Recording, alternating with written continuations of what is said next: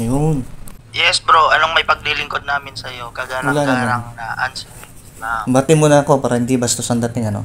Ah, peace sa lahat ng tunay na may peace at walang peace sa mga taong masasama. Huwag naman ganun.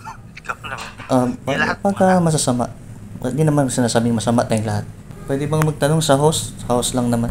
Sa akin? Bakit sa akin? May galit ka ata sa akin bro. Hindi naman, wala ka mag-isip Sige, na galit. patanungin mo yan si James Orinsyada ako Wala sasagot. kaming galit. Tsaka Light of Soul na, ano ka na, markado ka na as terrorist sa akin. Nagbanta ka na eh. Disqualified ka na sa akin. Malagad. Ikaw kasi, ano ka kasi, marahas ka eh. Buti nga ako sa inyo. Umaakit ako dito sa inyo eh. Kala-kala ka. Pinakita ko yung tapang ko dito eh. Umaakit ako mag-isa. Kayo, di nga kinaakit sa amin. Para ba ang dating eh, parang eh, takot kayo na parang aawayin kayo. Natatandaan Hindi mo ba yun. kung paano ka napahiya at tumalon ka doon sa... Napahiya ka na. Dami ko ng video sa'yo na parang ano ka naman. Wala ka namang alam sa Quran mo eh. Wala ka namang kwenta kausap. Una-una lahat, wala kang kwenta kausap kasi napipikong ka, nagbabanta ka pa. Para kang terorista eh. Sa bagay, ano ka kasi, Muslim ka kasi. Okay, host, may tanong sana ako sa host, kasi tungkol sa topic. So, di respeto natin yung topic nila. Nagbanta yan sa akin, may record ako dyan eh.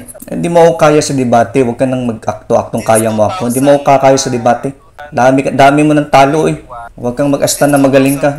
Wala kang alam eh. Sumang-ayon ka nga sa tafsir ni Ibn Ashur eh. Na yung paliwanag niya doon sa sura eh. 355. Na mga apostol eh, sila Mark, John, Luke. May record nga ako na ganun na sagot mo. Sabi mo, oo, sagayon ka.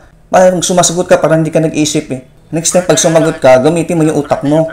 Para hindi ka mapahiya. Recorded ka eh. Gusto mo, i-post ko yung sinabi ko para mapahiya ka sa mga kapwa mo eh. Ipopost ko yung sinagot niya ha. Ang sagot niya ang paliwanag sa 355 ng Quran.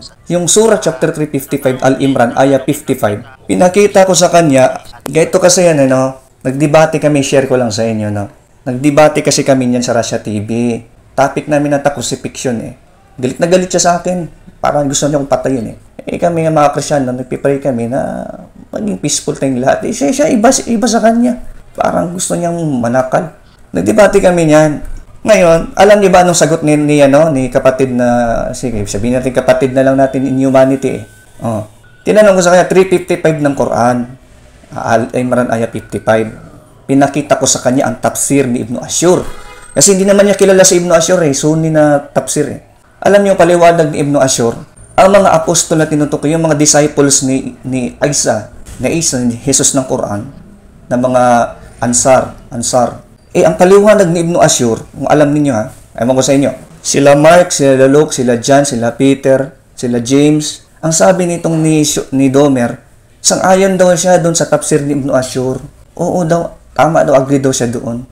So tanong, sang-ayon ka ba sa paliwanag ni Ibn Ashur sa Surah Al-Imran ayah 52 na ang mga 12 disciples ay sila Matthew, sila Peter, sila John, sila James? Sang-ayon ka ba sa kanyang tafsir ni Ibn Ashur o sinungaling si Ibn Ashur? Uulitin ko, ang sagot ko, sang-ayon ako sa kanilang mga tafsir dahil opinion nila yan, pero yung sasabihin na totoo yung kanilang sinasabi ay kailangan muna natin i-check yan. Brother James ng Baptist, 5 minutes para sa'yo bro. Your time start now. So nakita natin mga kapatid, sa una kong tanong kung tama ba yung John doon na gospel, sabi niya, yes, tama daw. Pangalawang sagot, kinontra niya, hindi na daw. So nagkontrahan siya sa kanyang sagot. Ano ba talaga? Tama ba yung Gospel of John dyan? Injil, binanggit sa inyong Quran ninyo? Unang sagot niya tama, pangalawang sagot, no. Ba't kumukontra ka ng sagot? Yung ba yung may kredibilidad sumagot?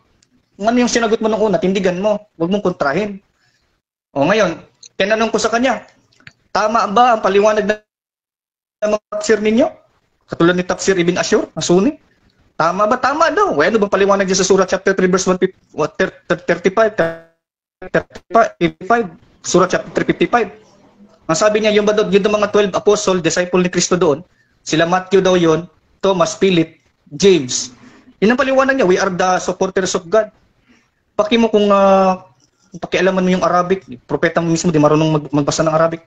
Kami ang mga taga-suporta ng Diyos, sabi sa tafsir ni Ibn Ashur. We are the supporters of God.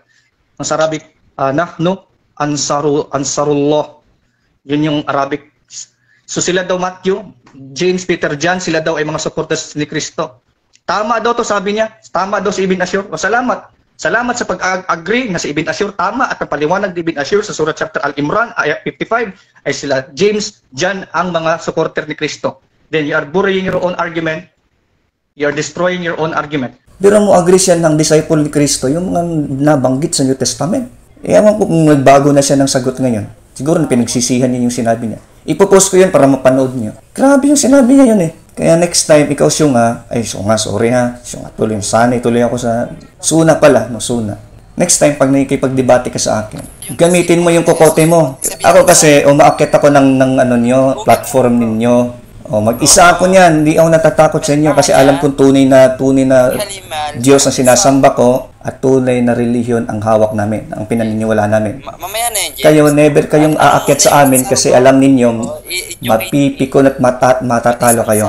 Ngayon, focus ako sa topic kasi respeto ko yung topic ha. Ang topic kasi nito, may tatanong na ako sa host kasi si Domer, hindi ko na ano yan eh. Masyado nang sira yan eh. Wala kang kwentang kausap, Domer. Hindi kang kausap ko. Sa host ako magtatanong. No, maliban kay Domer ha, na walang alam. Okay? Sino po sa inyo pwedeng sagutin yung aking tanong? Itatanong ko sana to. Gusto mo ikaw tanongin ko dito. Ang kulit mo eh. Humingi ako ng pabor sa mga Muslim. Sasagutin nila. Ngayon kung ayaw nila, ikaw talagang tinitingala nila na parang may alam na wala namang alam para sa amin. Pinagtatawanan ka na namin. Sige, ang tanong ko sa iyo ganito. May papapakita akong hadith sa iyo ha. Sige, basahin mo yung Arabic kung gusto mo. Total eh, feeling Arabo ka naman eh. Ngayon, tatanong ko kung sino tong propeta sinasabi dito. Sige, patulan na. Balik, re-recorded kita. Andiyan ba mga Kristyano dyan? Halika nga kayo dito mga Kristyano. Panoorin nyo tayo, tatanong natin sa kanya. Halika kayo mga Kristyano, panoorin nyo muna to. Gather muna kayo. Bago ko tanongin itong taong Tawagin mo yung mga gaya mong mangmang. Tignan natin. Si Muhammad palang mangmang kasi Kristyano naka-influensya sa kanya. Loko-loko palang propeta mo eh. Dalihan mo na. Sige, ito. Dami mo pa sa kali. Mga Kristyano, andyan na sila. Guys, keep this in record ha. Keep this in record. Tignan nyo kung makakasagot ba itong tao na to. Tingnan natin kung familiar sa kulto niya. Alright, pakita natin yung natin. Ngayon, tatanungin natin itong si Light of Dark of Syunga. Dark of Suna pala. Sorry, iiba talaga bibig ko talaga. Dark of Suna pala. Ito yung hadith, no? Papausap tuloy ako sa inyo eh. Sahih al-Bukhari 6929. Pwede mo ibasura to, sabihin mo lang sa akin kung ibabasura mo to ha. Book 88, hadith 11. Sige. Sige, basahin nga Arabic.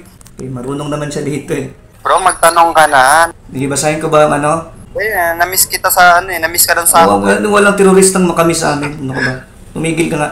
Sabi dito, darabahu. Magdali na. Qawmuhu fa'ad mauhu. Fawa yamsahu dam'an wajihi.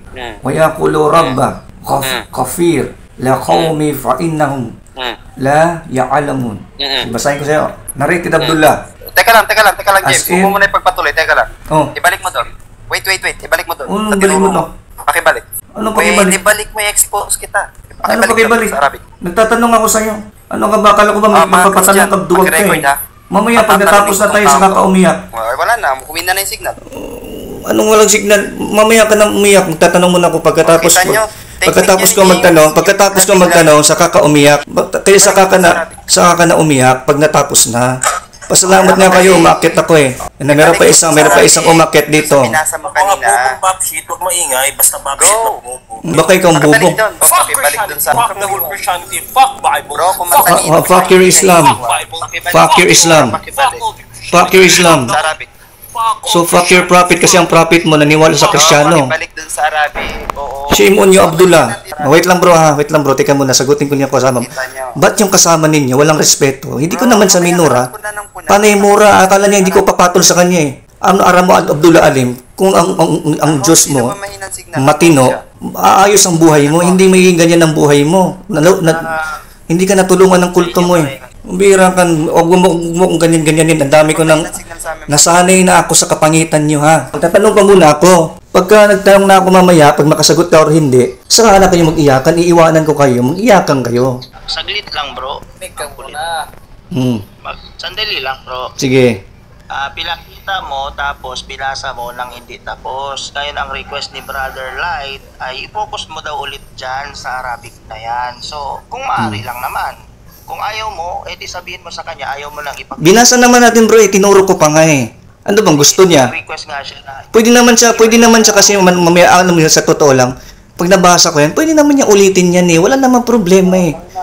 Ano bang inireklamo nitong tao na to? Ikaw, Abdullah Alim, alam mo, kakabasa mo ng Quran, nasira na ulo mo eh. Ayusin mo yung utak mo. Bihira ka. Kaya di mo kaya makipagdebate sa akin eh, kasi ganyan ka eh. ibalik mo na yung original text diyan sa Sige. Ako si Bro James, inaakyat ko tong mga Muhammadans, hindi makasagot sa akin. Ayaw kong patanungin. Okay? Sige, basahin natin.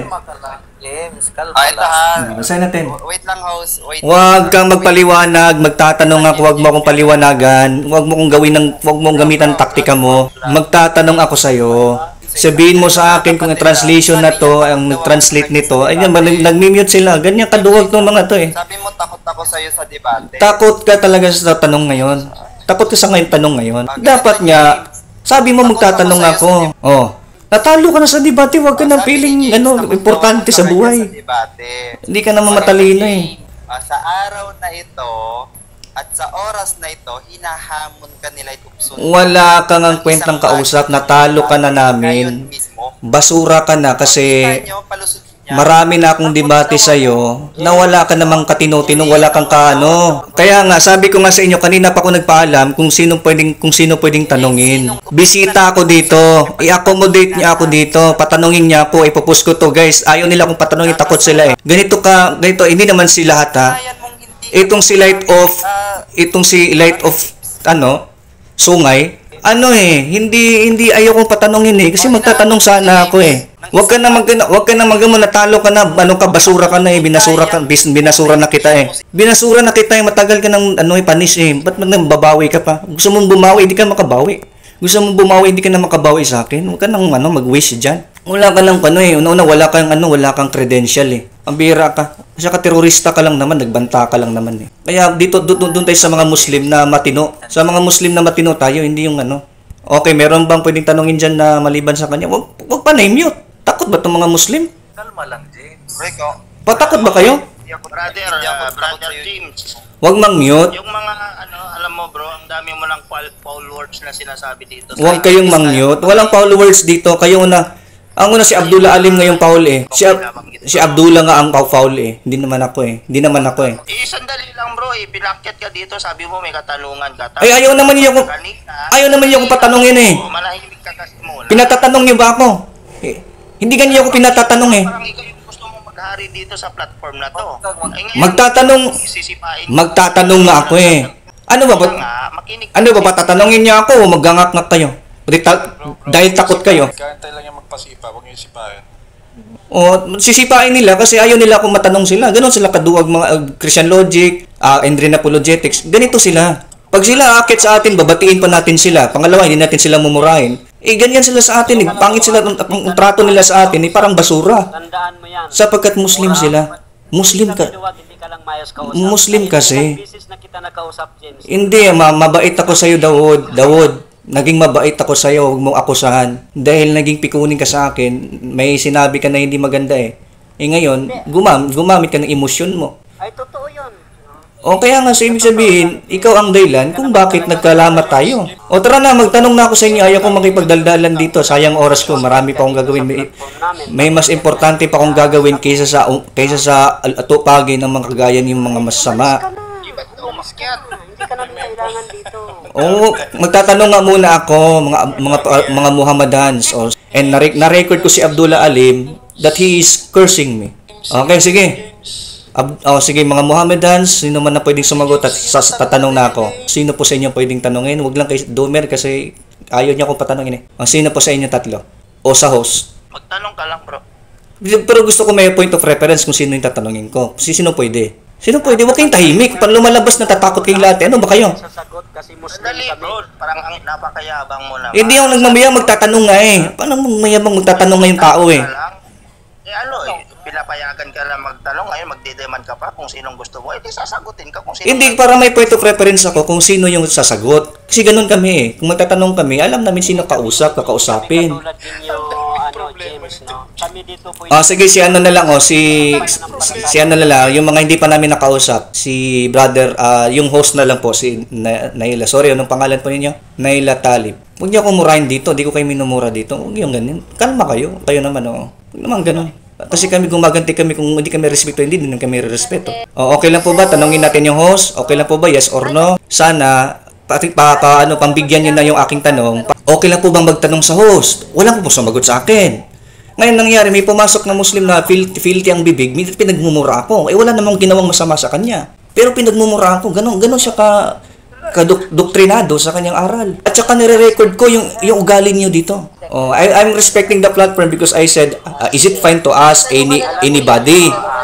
So ang sabi ko, is it fine to ask anybody? Pangalawa, sino ang pwede kong tanungin sa topic? Kasi ang topic kasi is crucifixion. Huwag kayong mag-conclusion. Huwag kayong mag-conclusion. Wala nang dapat pag-usapan, James, nasa ako na kita. Huwag ganon. Kabastusan yan eh. Ganyan ba yung ugali nyo? Dawod, pambigyan mo ako, Dawod. Magtatanong ako sa platform nyo to. Dapat marunong kayo mag-accommodate ng tao. Hindi kayo mag-conclusion na nasa ako ka na, James, sa ilumakyat ka dito, wala ka. Dapat, paano yun nyo kami? I-accommodate ng maayos, James, no? Kasi Wala kayo. Wala tang hindi peaceful ang Islam nyo. Islam is not peaceful. Muslims are not peaceful kung ganito kayo. We can testify that Muslims are not peaceful if this is the kind of character that you wanna show to us. Hindi kayo peaceful kung ganito ipapakita nyo sa amin na mga bisitang umaakit sa inyo. Listen to us, Christians. Christians, listen. Ganito sila kaduwag, first of all. Pangalawa, ganito sila ka-unaccommodating. Sige. At ganito sila ka-disrespectful sa kanilang mga bisita. Trigger na trigger kayo pag ako aakyat, trigger na trigger kayo eh. Talagang pagka akong kausap niyo, talagang nanginginig kayo eh. Kahit saan talaga, Bro James. Kahit kailan talaga pag akong umakyat, nasisira ang platform ninyo, hindi nyo kayang rumespeto ng tao. Pagka akong aakyat sa inyo, nawawalan kayo ng mga respeto sa sarili nyo. I need one person to answer my question. Sino isang tao pwedeng sumagot? Sino isang tao na pwedeng sumagot nito? Meron ba wala? That's how coward they are.